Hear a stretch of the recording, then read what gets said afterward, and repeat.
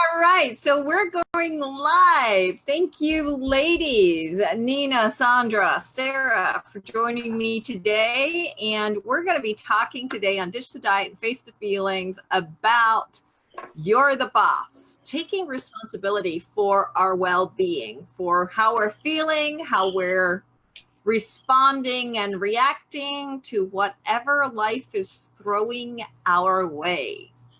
So, summertime for you guys, that I know.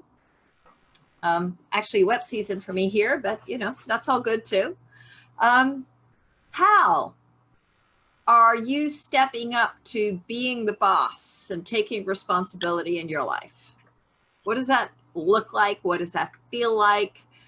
How are you expressing that courageously?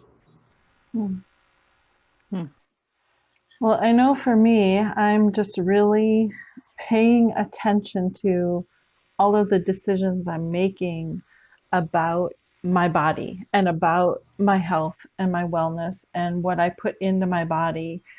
And not to say that it's going perfectly at all, but I'm so much more aware of when I'm making a choice that I know doesn't benefit me health wise. So much more aware of it than I used to be.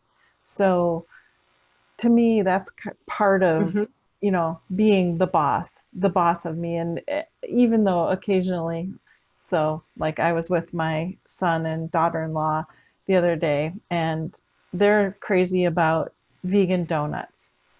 And I'm not much into donuts at all. But we were in a place where they had some amazing ones. It's like just not my thing. And and I was like, I'm going to participate. I'm going to try this donut and enjoy it. So, health wise, was it a good choice for me? No, but it was part of the experience and part of sharing in something that they love. And so I was the boss of me. I made a choice. I live with the consequences. So, did it kill you to eat it? it did not. But I have to say, I mean, I'm glad that, I don't wake up every day and think, ooh, I'm going to go and find some donuts. So I'm glad that's not my thing. But, I've got other vices that I could be more responsible about, be more in charge about. So.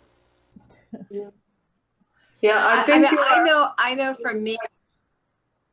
Yeah, with the donuts, I wanted to say that it was a part of experience and the whole thing, and the health is mental and social and physical well-being. So eating a donut in such setting is a healthy choice. But eating a donut when you are feeling stressed or sad to shut up and swallow those feelings and not feel them, that is not a healthy choice. So there is a place and time for everything, and it's all about balance. And that is where you were really the boss, as a really good example for being a boss, because those choices that we make, two people can make the same choice. Like two people can eat an apple. One of them is gonna eat it because they hate themselves and they restrict themselves and they are suffering and eating the apple wishing it was a cheeseburger, while other person is just gonna eat the apple because they feel like eating an apple. So it's all about that mindset and how at peace we feel with our choices. And that's when we feel at peace and happy with our choices, that's the time when we are the boss of life. Yeah, great point. Great point. And that is what I was feeling into when I was making that decision, because had I chosen to not have a donut, then I would have been basically standing on the sidelines of this sort of pop cultural event that they had going on together, So yeah, it was more fun to participate in it. Yeah. Yeah. Yeah, well, and you got to experience that. Yeah. Donut. I know for me this week, I was over at Lynn's, a friend of mine who's really great at health food and all sorts of stuff. And so she gave me some, I think it's called natto. which is fermented soybeans, as well as giving me some fermented beet juice, all for my, my probiotics and all of that. And she was like, okay, I want you to take this much of this and this much of that. Well, I came home and I looked at how much she'd recommended, and I was like, you know what? That just does not feel right in my body. I'm not going to take that much in probiotics in one go, because I'm not sure if my intestines will handle it. So I took about half of what she suggested. And sure enough, by the next day, it was a rumbling. And I was like, okay, that's still, for my body, still too much. Yeah. And so that doesn't mean I stop taking it, which is what I would have done historically. I'm just, instead of taking, the shot glass full, I'm taking a third of a shot glass full. Mm-hmm. Instead of eating the whole thing of natto, I'm eating a tablespoon of it. Yeah. And it's just that taking responsibility of, I need to build this up slowly. This is not a sprint, it's a marathon. Yeah, and health is really not a one size fits all. And it's there can be broad recommendations for what might be good for the human body, but we've got this bio individuality where what might feel good in your body might be poison for my body. And so we really do have to listen and be responsible to our own body, to our own messages, and literally be the boss of what we put in our body, what we do to our body, how we move our body. It's all so, it's as unique and individual as each one of us are. Well, isn't there a saying that the dose makes the poison? So what's poison for you may be awesome for the rest of us. Absolutely. And really, in all honesty, if we look at that saying, the dose makes the poison, you can go out and have that donut, or you can have that soda if that makes you feel good. But it might only be a quarter of that donut, or an ounce and a half of the soda. Mm-hmm. And it's like, oh, that's enough. I can't have any more. It doesn't make me feel good. Yeah. So we're all individuals. And I think that's the beauty of total choice, is that when you step into total choice, it is, I have total freedom to choose to or not to eat, drink, do exercise, whatever kind of movement I'm choosing. It is 100% my choice. But the consequences of that choice are also 100% mine. Exactly. And we kind of talked about this last week when we talked about, procrastination and wanting to leave everything to the last minute, the same way we leave our health till the last minute. And unfortunately, with health, it's not something you can leave to the last minute. You can't wait till your heart starts to fail in order to, well, now I'm going to take care of my heart health. Even though that's what most people do. Right? They get the scary rude awakening and think, oh God, now I have to start, running marathons just to catch up to my health. This is something that's found quite common in diabetics when they're first diagnosed. When they're first diagnosed, right? It's like, oh shit, now I got to change everything. No, you can't change everything because you didn't look after it prior to. Doesn't mean to say that you can't stall the results, but the disease is already established, and it's taken years to get to that point before they're diagnosed as a diabetic, which is a lot of people don't understand. It's usually 10 to 12 years. But the diagnosis simply you've reached X point in That's the right. points. It's not that Yes. you're within, oh, this is your healthy range, and the moment you're above that healthy range, you're diabetic. No, this is your healthy range, and you've gone high enough above and out of that range that now you're considered to be a diabetic.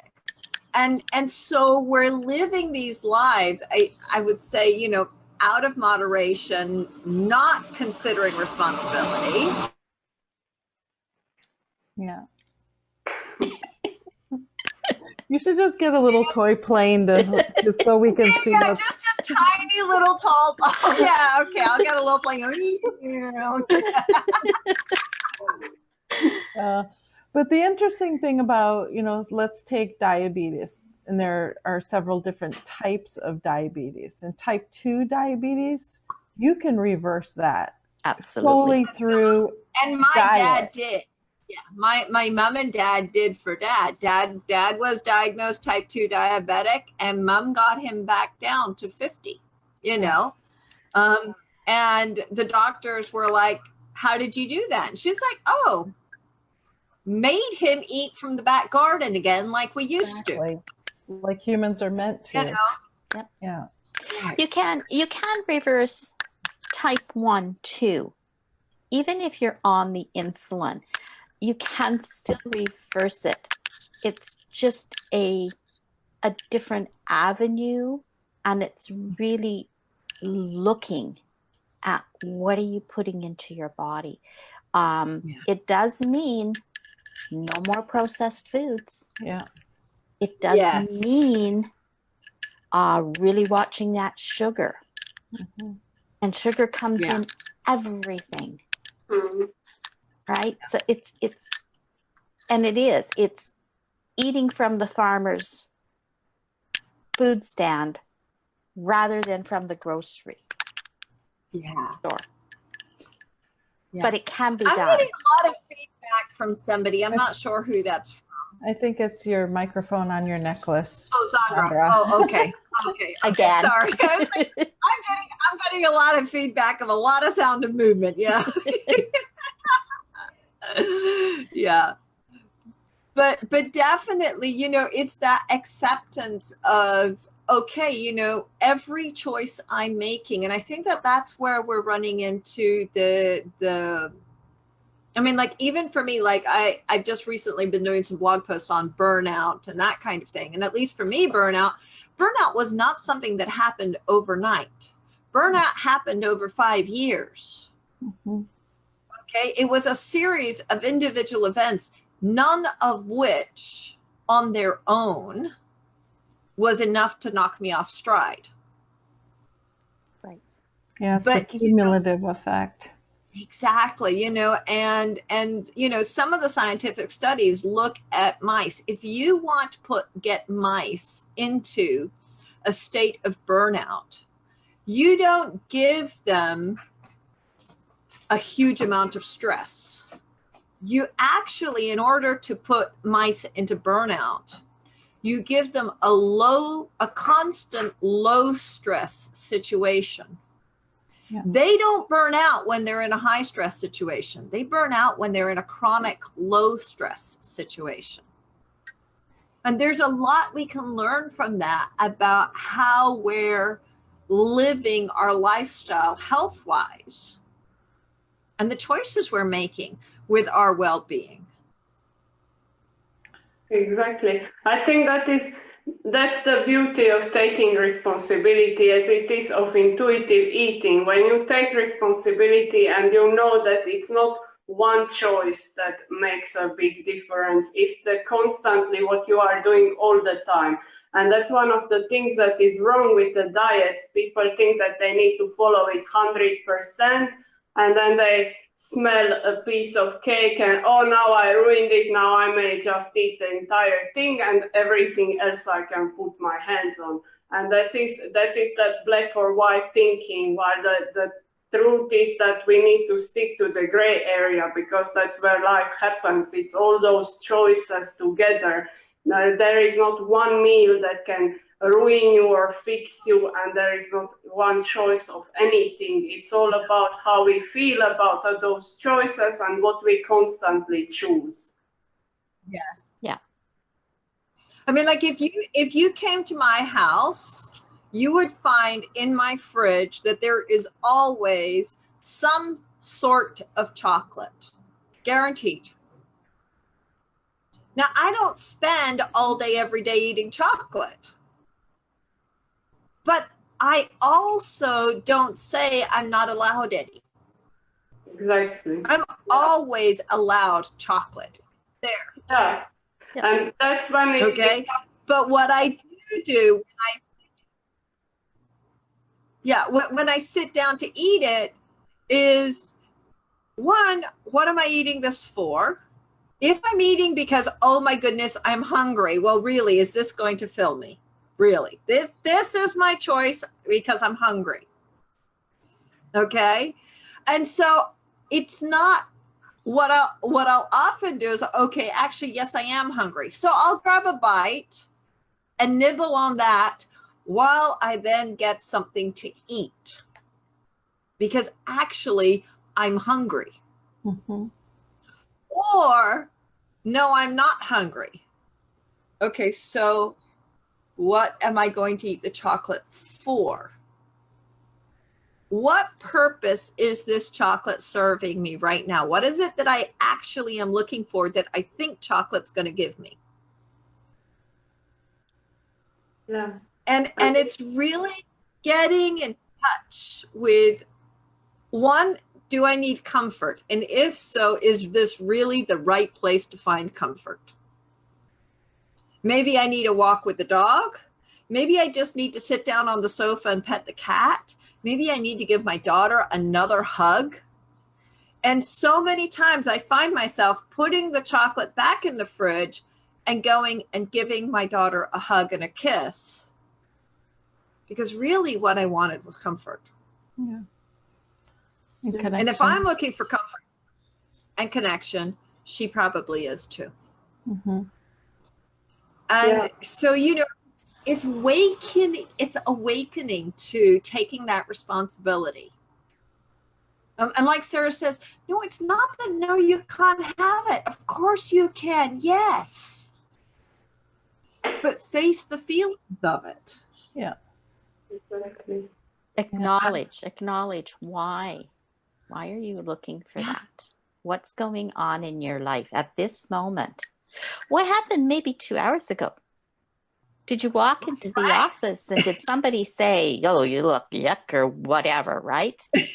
And you just acknowledged it, but 4 hours down the line, that resurfaces again.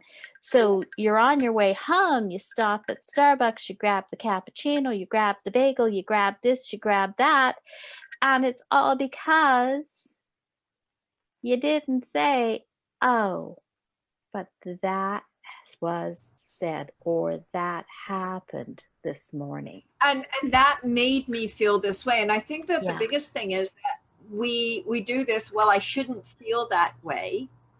Oh, that's And typical women. Of course. You know, like somebody said something and I'm upset about it, but I shouldn't be upset.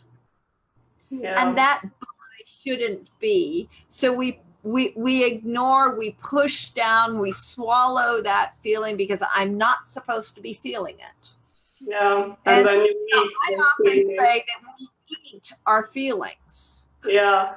But the funny thing is that one way or another, it comes back again. So you are pushing it. And in cases that you are pushing it down for a long time, it can manifest as a disease. And that's the worst thing of all. And in the other case, you can be just pushing it down, and then explode and blame everyone and everything and have a huge drama over something that you could have handled easily at that moment, but it was uncomfortable and you chose not to say anything.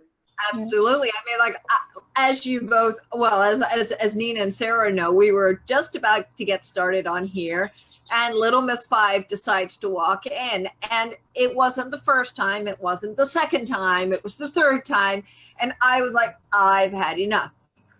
And then I was like, the moment I was through the door telling her, don't, it was like, wait a minute. This is not about her. This is about me. What does she need? What does she need right now that I haven't given her? And it was just acceptance. Just love me for 30 seconds before you go on that call. I just need a hug. So, you know, and it's just that recognition of, oh, that's what the need was. And it's easy to do for a 5-year-old, but are you doing it for yourself? Yeah, exactly. It's so much harder to recognize those patterns within ourselves, you know, and especially because we're adults, so we're supposed to comport ourselves as mature individuals.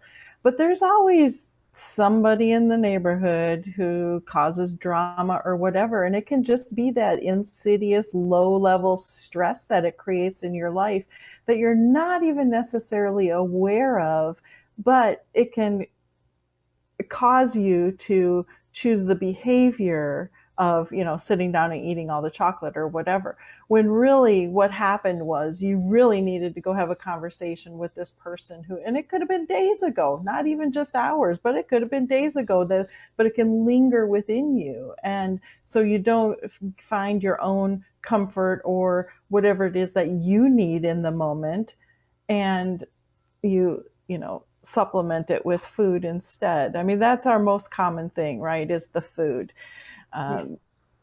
To use that to treat everything, which of course becomes its own poison. But yeah, so sometimes we're just not even aware that, God, you know what? I really needed a hug. And instead I was having this like low level anxiety or agitation around something that we're just not even aware of, because we're good at dealing with the big things that blow up right in our face, right? Because you can't ignore them. It's like, okay, this has to be dealt with. But it's all the other little things where you just think, okay, I'm just going to go get busy and do some work, or go and, you know, make something to eat, or go and do something like that, rather than deal with the discomfort of the actual feelings that you're having. Yeah. Steve's saying we should just eat the chocolate. It's so much easier. He's like, you know, just eat the chocolate. And sometimes that's the perfect answer. Yeah, exactly. I'll have to accept today, for me, that is the perfect answer. On today, I'm going with that one. I need the magnesium. I need the potassium. Yep, chocolate is the answer, whatever the question is. I don't know what the question is. Yeah. And specifically with chocolate, that actually is a good question to ask your body. It's like, ooh, I'm really hungry for chocolate. Okay, am I lacking in magnesium? Is that what my body really needs? Because chocolate is such a great source for it. And you know, that can be really common. I think my biggest trip is when I eat something salty, then I want something sweet after it. So I'm actually hungry. A comfort food, or is that a chemical response? Yeah, that's a chemical response for sure. Yeah, because the trigger from having something, you know, salty and maybe that has oil in it just triggers that desire inside for, you know, the sweet to go with it. But that also adds to the satisfaction factor of eating, because if you skip it, you probably feel restricted and not okay with that. And then you end up thinking about that chocolate and so on, when you can just eat a small piece and be satisfied and move on with life. And so you go somewhere like McDonald's and they add extra salt to your fries so that you want the extra drink and you order the ice cream. It's that simple. It's just let's, you know, it's scientifically already known. There's a reason for this. Yeah. Okay. And so, I mean, in my house, you will find ice cream. And Isabella and I often, after a meal, we'll get a teaspoon each and we'll open the ice cream. We have a teaspoon each of ice cream. And the lid goes back on and we put it back in the fridge because it's not a whole thing of, oh my God, I need to eat ice cream. It's, oh, I'd like a teaspoon of ice cream. Well, of course I can. And that first teaspoon is the one that satisfies your taste buds. And every bite after that, you're just trying to recreate that first amazing bite of it. And it never lives up to it. Yeah. So if you can if you can just really just enjoy and revel in, oh yeah, that first bite of whatever it is, the ice cream, the chocolate, the cake, or whatever, and just love it and enjoy it. But then just set your fork down or set your spoon down and let your body just, assimilate that, what you just took in, and give it a minute and you'll be over it. And this is not about self-control and willpower. I really want to emphasize that that's not what this is about. This is about just being in your body and being totally in touch with, oh, this is what I'm desiring. This is what I want. This is what I'm hungry for. But really recognizing hunger for what it is and not, oh my God, I need to get to the bottom of the ice cream tub. And it's about really learning to read and understand those messages from your body. And sometimes the signaling takes a little bit of time. And so it's a shift in mindset so that you're not looking at it like I can only have one bite of ice cream. You're not thinking that, but it's just relearning that, yes, my body really enjoys this first taste of something.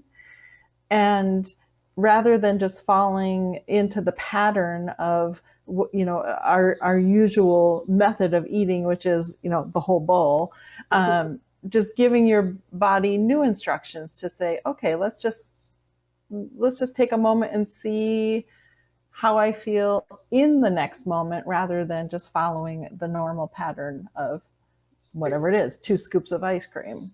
Approximately 20 minutes from your belly to your brain to acknowledge.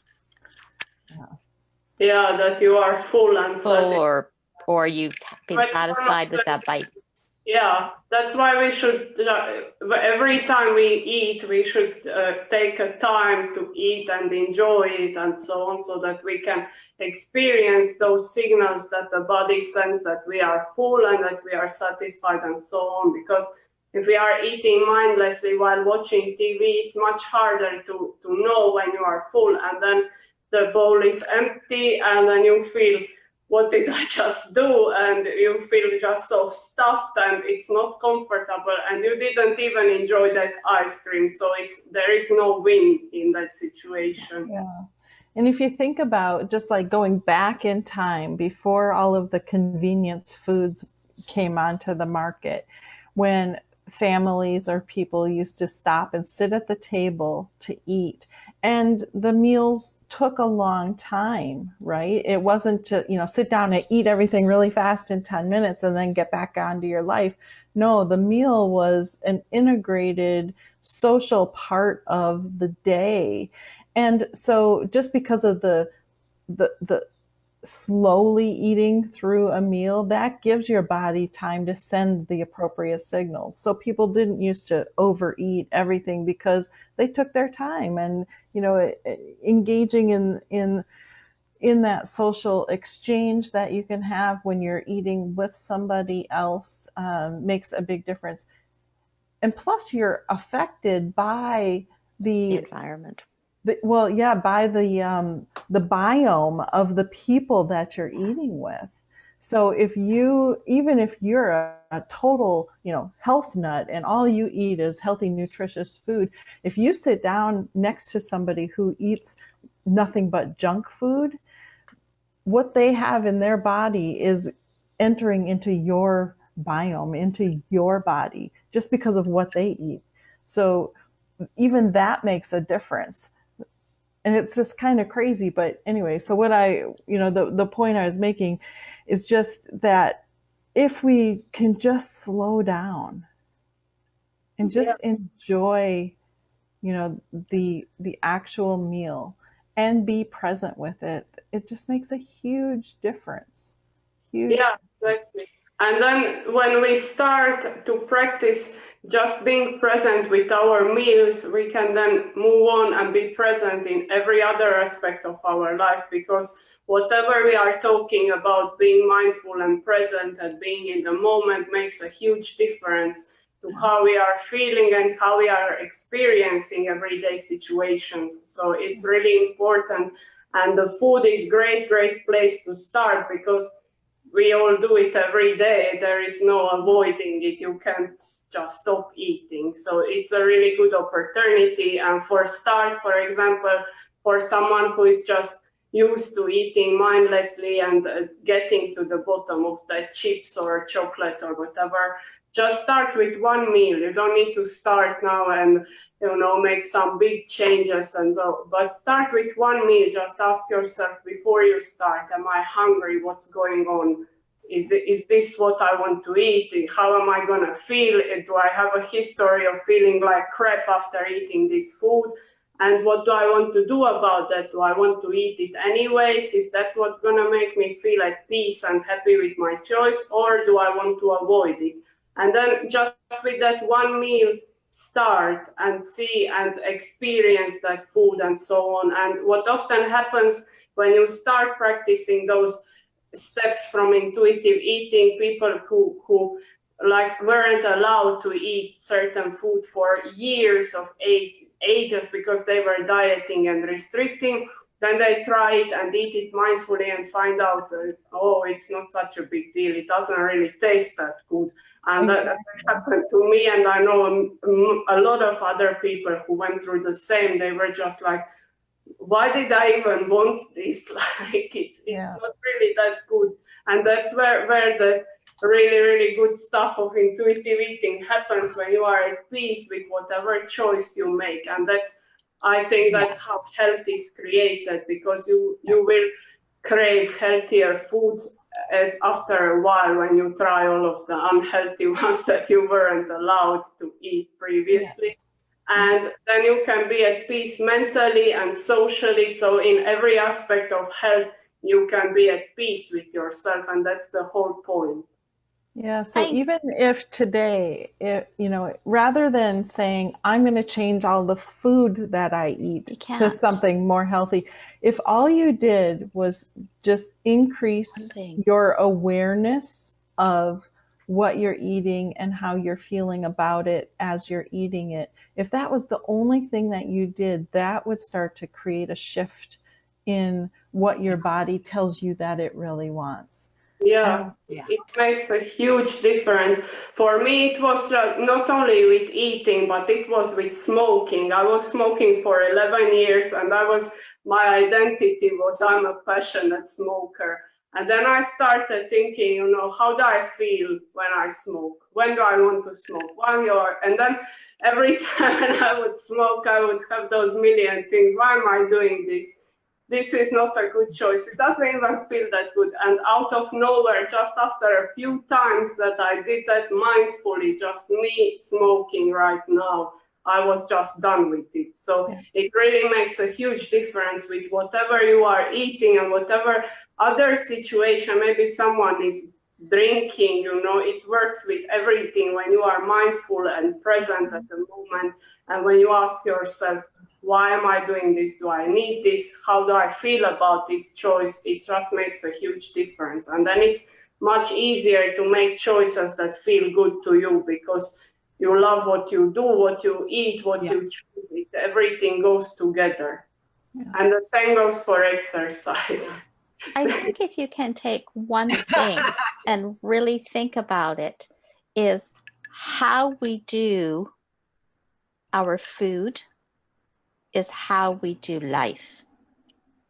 So if we're constantly, let's just think about a diet, right? If we're constantly, I'm restricting, I'm depriving myself, then take that and look into the other areas of your life. You're doing that in every area of your life. because how we do the Exactly. food. What areas are you restricting? Yeah. Yeah. Yeah. What are you really doing in the balance, your circle of life? Mm-hmm. And really tune into that. It's really important, I think. Yeah. Yeah. And again, just first becoming aware, just starting to pay attention, not trying to change it in any way, but first just start to listen to your own internal dialogue, your own internal messages, and just you'll be a little bit surprised. I think like, oh wow, I didn't even realize that every time I sit down to eat chips, I start thinking this way. So that's kind of, to me, every time I start thinking this way, I sit down and eat chips. Great. Yeah. Ladies, as always, we are over time. I mean, we're just flying past our 35 minutes. So any final thoughts? This conversation has gotten so interesting as it's gone on. But any final deep thoughts about, that taking responsibility, being the boss in your life, in your health, in your well-being, in your connection to your inner energy? Start with your next meal. That would be a good. Yeah. Yeah, the diet does not start tomorrow. Yeah. No, and like I was saying, just take the first step toward awareness, and that is what is going to set you on the path to whatever it is that your optimal health and wellness goals are. Just increasing that awareness. 1 minute, 1 hour, 1 Yep. day. Don't beat yourself up. Yeah. All right. Thank you, ladies, so much. This has been absolutely wonderful. Guys, I hope you guys are really enjoying your summer. And Shweta, it is not too hot. It is perfect.